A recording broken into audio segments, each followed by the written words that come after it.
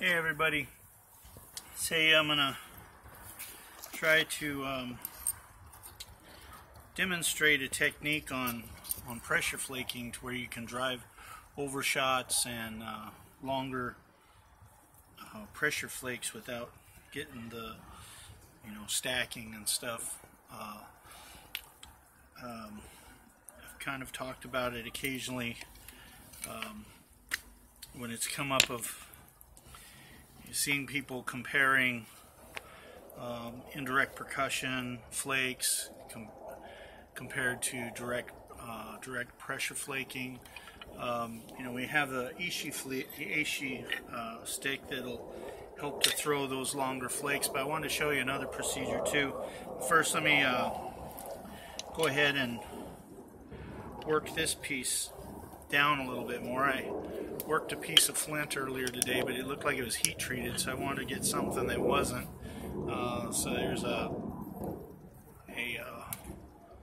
flake off of, I don't know, it was like some Burlington, I think, maybe somewhere along those lines. But you go ahead and get this leveled out just a little more.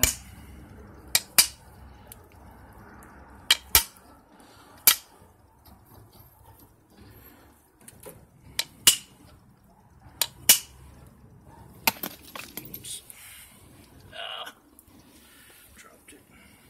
It's got some sharpness to the back of it. I think I'm going to grab it like this here. Try to keep from getting my finger cut.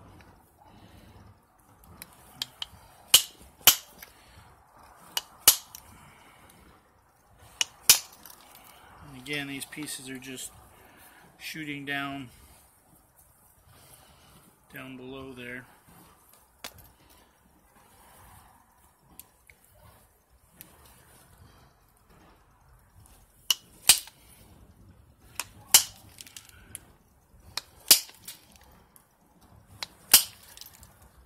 Just kind of going around it here.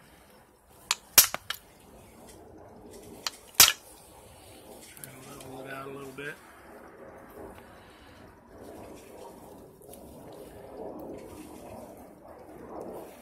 I think I demonstrated once before too.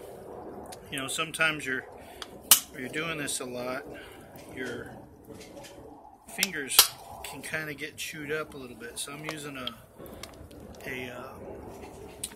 piece of leather, but it's not as effective as just putting your fingers down. But then again, I'm not going to tell anybody to do that. You're risk a little more of getting a sliver in your finger, but it will generally pass along those ridge lines of your finger right in between here. So the other thing you can do too is you can take a piece of leather here like this. You can wrap it around your finger once like this, and then it'll hold over to this other side like this, and it still leaves that kind of that ridge in there, and it seems to work a little better than just a flat cloth, or a flat piece of leather underneath it. So see, it drives flakes a lot better, more like just using your fingers.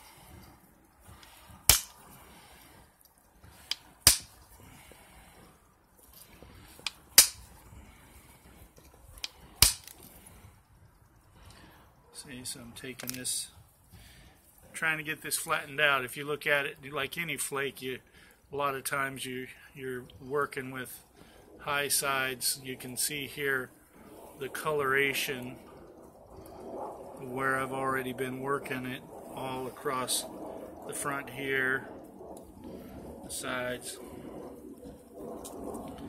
So I'm going to go ahead and stop this now, and then try to do the same thing with pressure flaking. And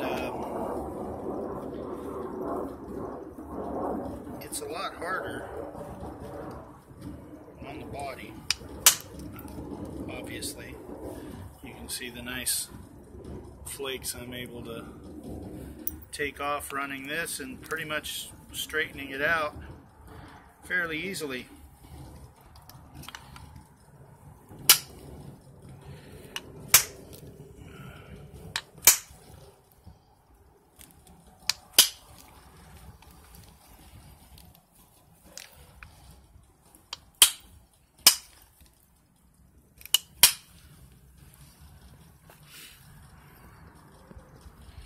Take one more shot right in here.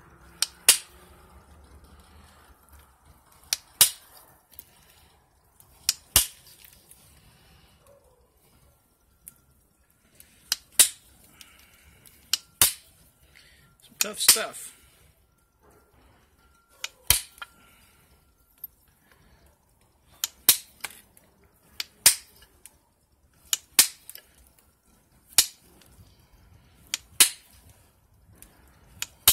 My next door neighbors, their son's goes to college, plays drums, so he's off on break right now for winter break, so you may hear some drum playing in the background.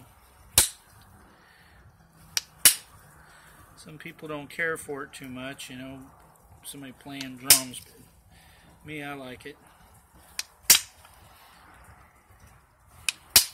Reminds me of the old days.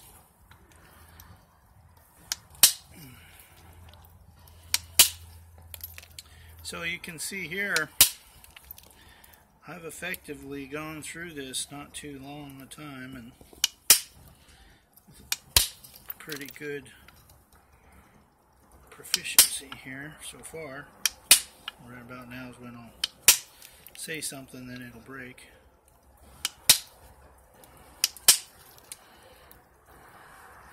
See, these, all the flakes are just real nice thin flakes. I'll show you in a second here. Should be able to see the cortex being removed.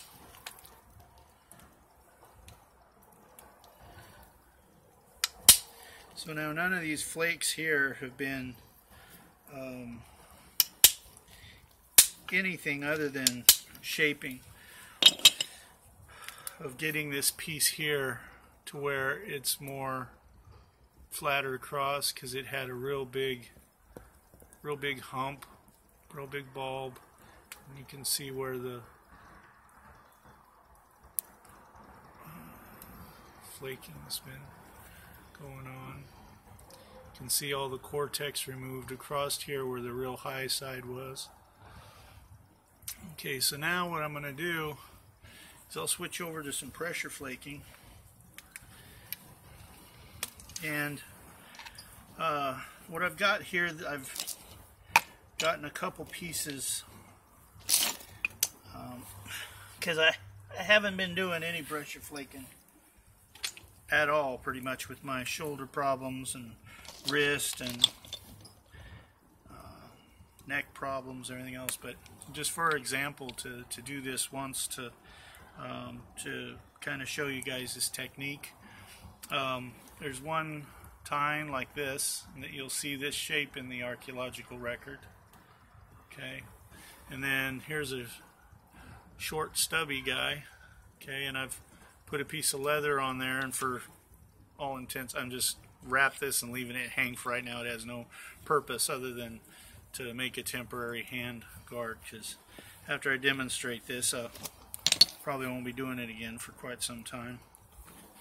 And then we have this guy here, which is 6 inches by roughly 1 inch, and you find these in the archaeological record as well. And what I'm going to do is, it serves kind of the same purpose as the paddle. The antler paddle or wood paddle, or sometimes you'll see them round disc shape as well, chewed up on one side, is I'm able to take this and use it like this. You can see the wear on the end as that, and then I'm able to take this side and use it like this paddle here. I'm going to show it like this piece here that I'm going to demonstrate, and You can see the use there. Or flip it to the other side. Do the other same thing with a different angle. Or turn it around to this side and use it as a smacking motion to drive off flakes, which you can do with this as well from this flat surface.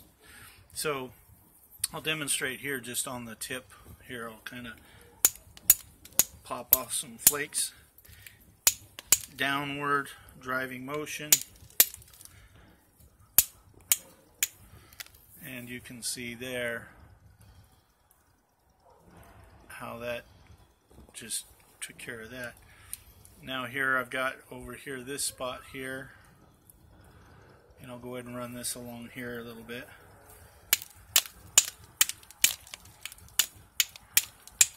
So you can paddle some flakes off. See?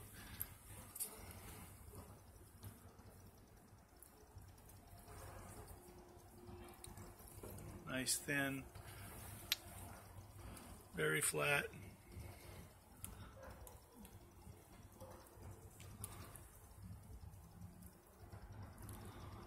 And there's the other piece of it right here. So there's that you're able to do. But what I'm going to show you right now is I'm going to stop at that because my purpose isn't to biface this out. It's to show those of you guys starting out in this that may just be relying more on pressure flaking than anything else. The other thing that you're doing with this tool is your shaping. It's a shaping tool. You can go like this, shape, and then you can also push it like this here. Okay, you switch it to the other side. You hear that grinding? You're only pushing what it wants to give. You're not forcing too much. Okay, so now that I got my edge screwed up, and now I'm looking at this and I'm going, okay, I know where my arrowhead's going to be now, the shape of it. Might as well trim this in a little bit here too, just to make it symmetrical.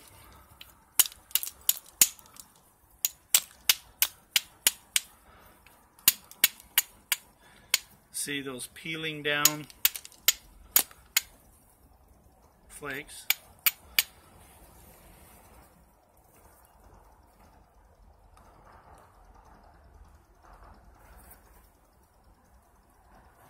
Okay, so now we see this other side here. You can see the cortex still on there.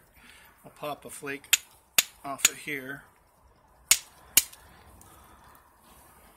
You can see where that lost part of the flake. There's another piece.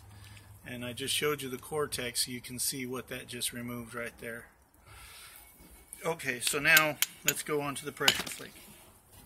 So what we're going to do is we got this little guy here. This goes in the palm against your hand like this angle right here. You grab it, and you're used to this traditional angle of putting your thumb on top like this and pushing in, so it's like this, and that's the way that most people pressure flake. Okay, and this is a technique that that you do use. But there's another technique. Now the thing is with this is you're mostly chipping down and a little bit in. Okay, and I definitely use this a lot or did when I pressure flaked a lot. There was a old timer named Swoos. You can even see some of his stuff on if you go to Lithics Casting Lab. I just came across the thing the other day they had on Swoos there. But he had this challenge of anybody pressure flake and be able to drive overshot flakes on hard flint. Well, a long time ago when I first started out being rock poor and everything else, I wasn't doing much bifacing. Most of what I was doing was all from core and flakes. And so I got to, that's what I mastered first, was working flakes, any shape of flake, you know. And so it was a lot of pressure flaking, mostly pressure flaking. And what I had to do was thin some pretty tough stuff. Okay, so now I've demonstrated this way here, which you're pretty much all probably familiar of. Now I want to show you this way here, which requires a little bit of technique. You take the short nubby one, and it's important that when you're doing these, that you're not having too fine of a point. Now, too fine of a point will just fracture on you. But you don't want to have, you want to still have a point though, you know. But the main thing is that it's kind of symmetrical, the way that it kind of comes in, and you'll see that in the archaeological record as well. Okay, so if you've worn it down past the end of the tine where it's all solid and you start getting into the soft stuff, put it over to one side. Kind of drive it to one side so that you're able to use the outside stronger material. Okay, so what you're going to do is put this in the palm of your hand. And I used to have a blister or a callus in here years and years ago when I do this. And that callus would get so big that sometimes it would move and like tear, you know, and then that was an issue for me. But put this in the palm of your hand, and you're going to hold it like this, okay? Now what you're doing is, it's important that you keep thinking about this process, because if you deviate from this, you're going to see you're going to struggle, it's not going to go. This is a matter of leverage, using your hand like a vise. Okay, so first flakes I'll take, I've still got patina on the outside of here. You can see this section here has patina on it. Okay. Then there's this piece here. Right along here it still has some patina. So I'm going to take this section first. Okay. So now I hold this here like this.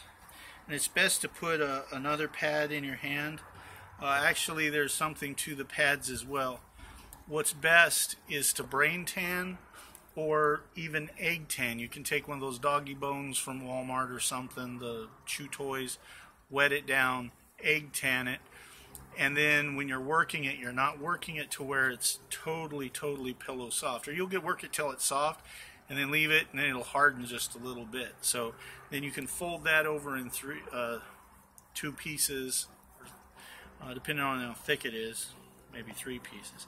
So this isn't really the correct padding for me to be using for this, but the pad does make a difference, and here's why. I'll probably do it like that as well. Is that you're going to do something that I call a monkey grip. So you're going to go like this with your fingers. The middle finger is going to be up on top here, which makes it prone as well for when the flake travels under here. You're making a cavity, just like those of you who are using a hand pad with a hole cut in it. This is the natural way of doing it, and this is where that came from, was from doing this to where you're driving, having a cavity, and you're able to drive that flake. Now you might want to put a piece of leather around this finger, because when you're doing the overshots, they will tend to go right into that finger. You're holding it very far to the back because it's also making this very firm to where it's not going to go. Okay, so now we go like this. Let me find that flake spot. Okay, so now I'm doing this monkey claw here, like that. Okay, you can see that spot, that how that cups down. Now this hand here, I'm bringing my arm in close. I'm locking it to the side. Have this in the palm of my hand, pushing down like this.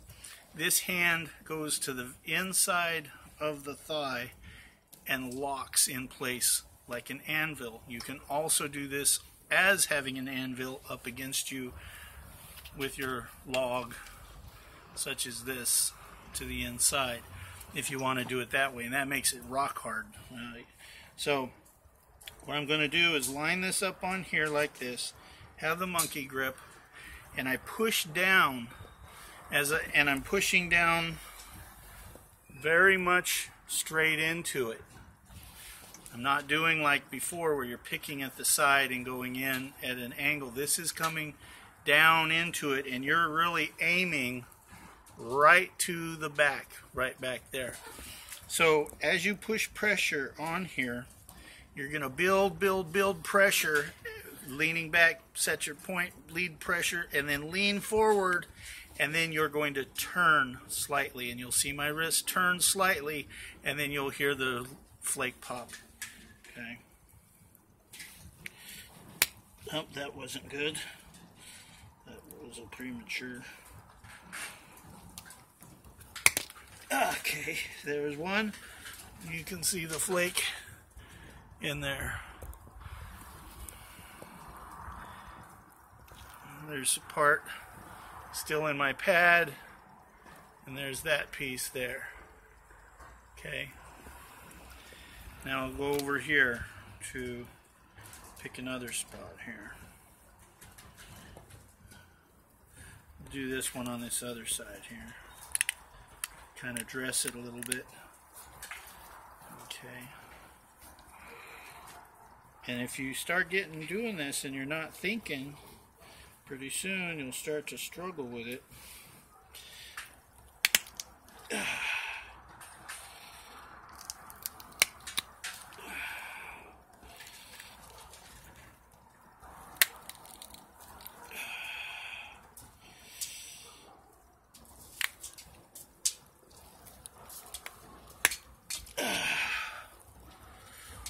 Okay, so I went and did a couple of them, or three side by side there.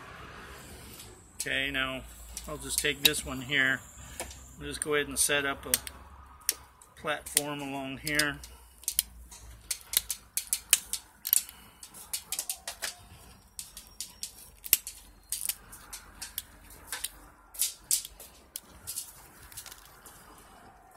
Okay.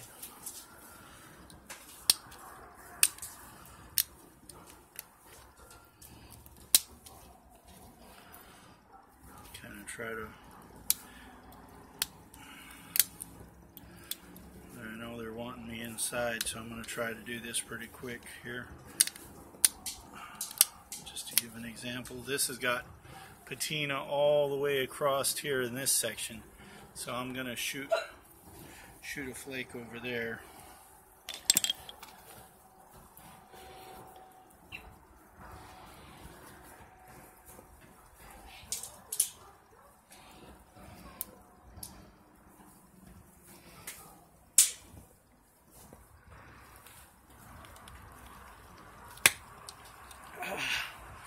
Yeah, you see me just turn that like that.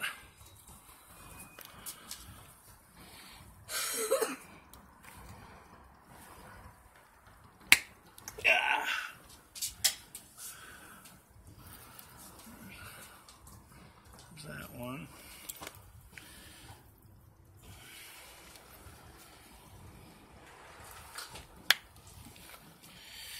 Okay.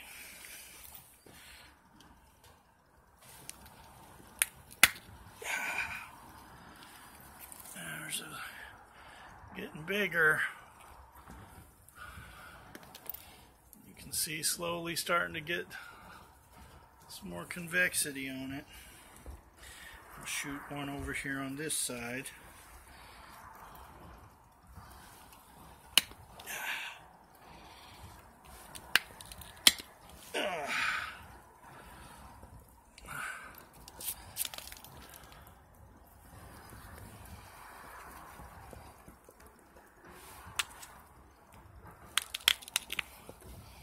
That was crushed. Ah, that one went.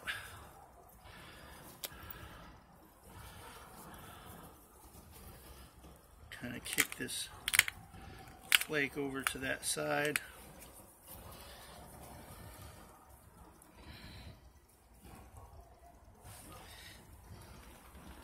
Oh, okay. Now what I was doing, I didn't do my monkey grip. Now watch, I'll do the same flake, but I forgot to do my monkey grip. Okay.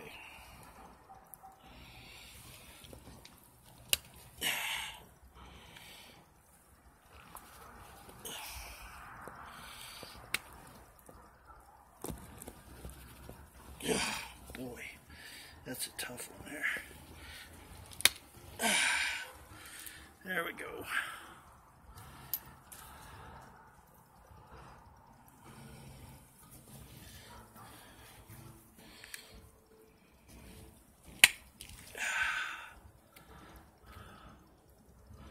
There's another one.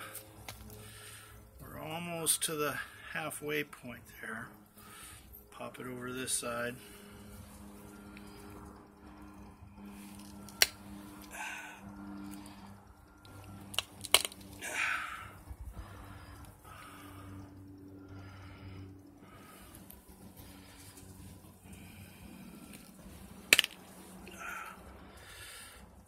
That one shot about all the way across over to here. Okay, so I'm gonna kind of set this up again. So anyways, that's for you young ones out there who don't have a lot of back issues or stuff like that. You can, that don't have the experience yet for doing the bifacing.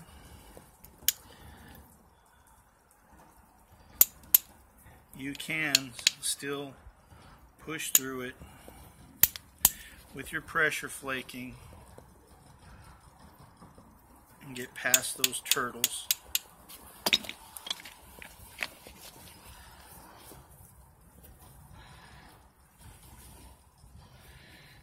So as you can see, that's why those are that angle like that you find in the archaeological record, because they sat in the palm like that.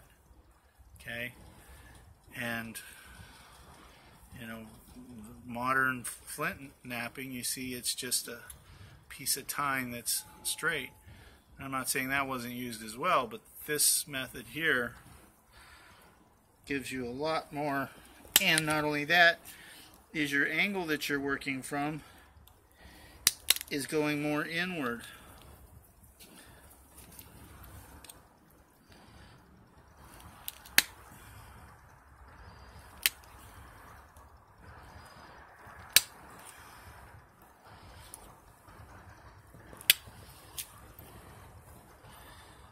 Let's see here.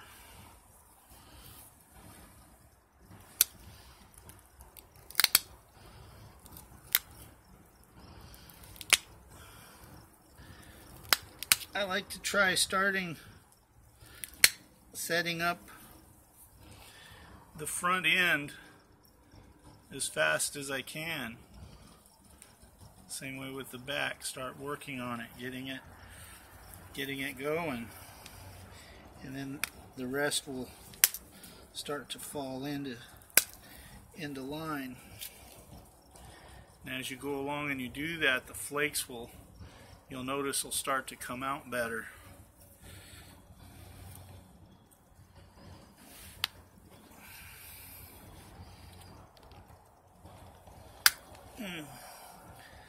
Now this one here, if you can see the trail of all of that. So I shot that one across here. Where'd it go? And it ran from here over to here. you can see the front end starting to take shape. And I got some little bit of fatness and stuff still to work down back here, but I'll get to that.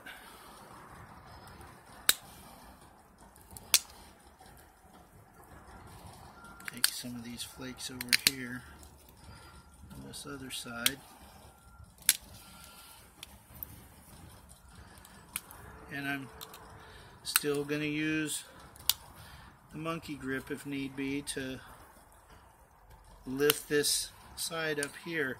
And sometimes I'll even run my finger or my tool up underneath this to create that little pocket.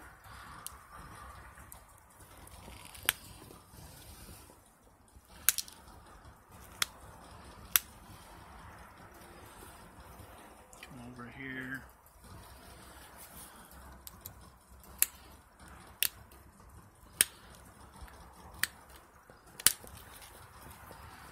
This one.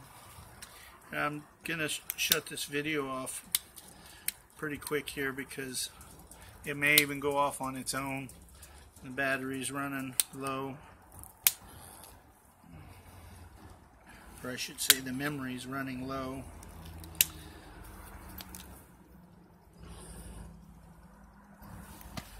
Okay, so go and shape it again.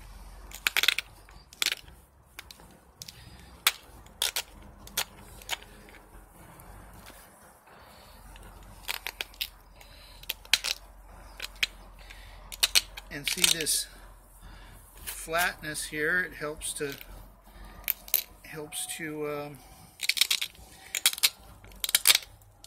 keep things in line. And you can put a, you can put a turn on it. I'm not saying you aren't going to be putting a turn on it, but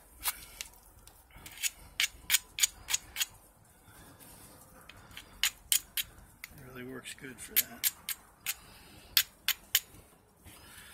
Okay, so let's do this again. Take the tool here. Now you can see the fat side here, a little belly. I'm gonna take those off with the mover and shaker here. Okay, lock it inside.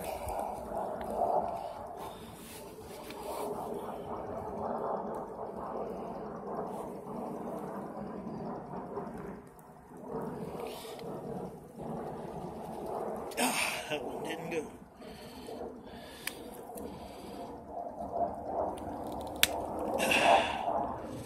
There we go. Brushed.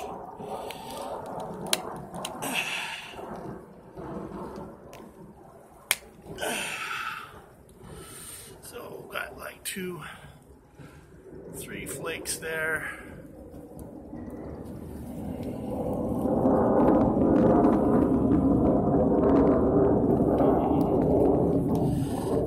Side.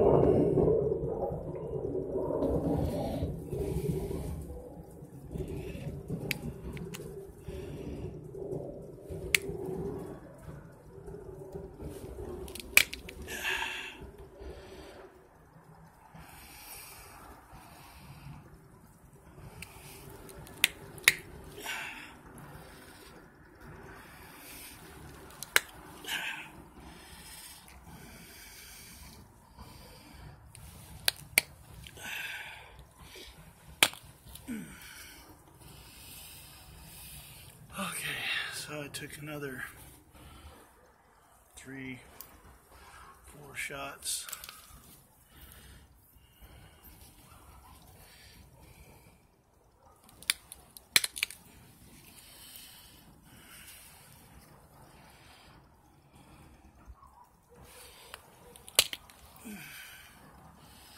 There, another one.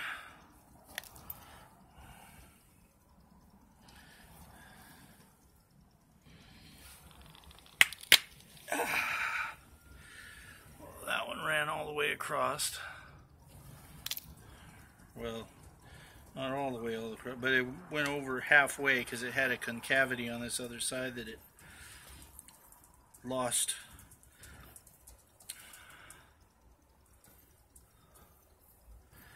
It went airborne after that, but it's all good because there's no stacking, no nothing like that going on yet anyways.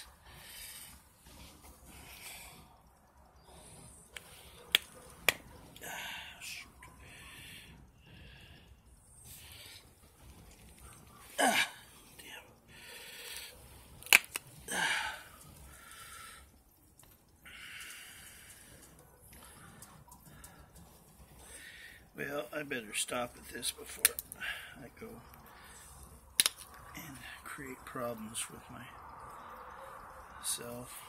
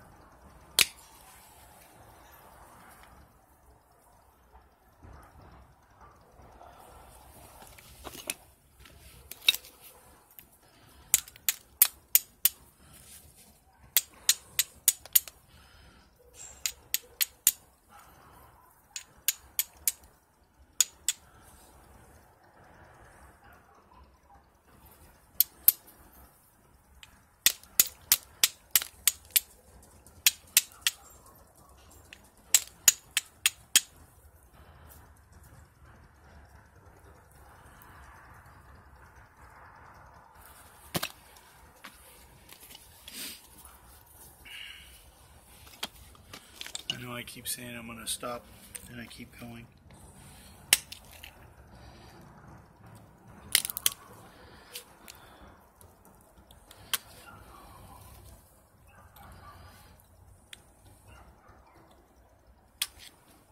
All right.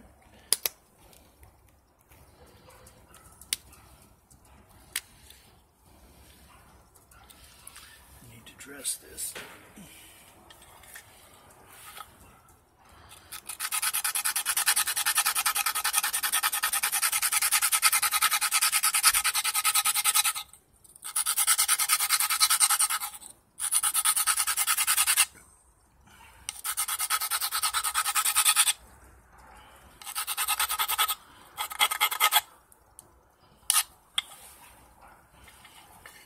Flatten that tip just a tiny bit right there. There we go.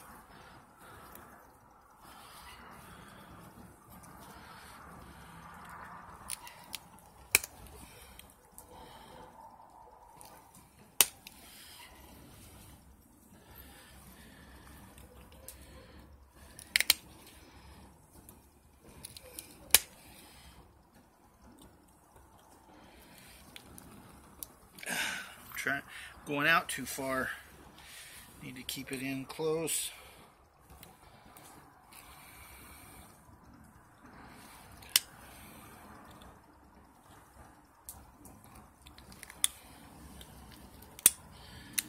Bring that up there.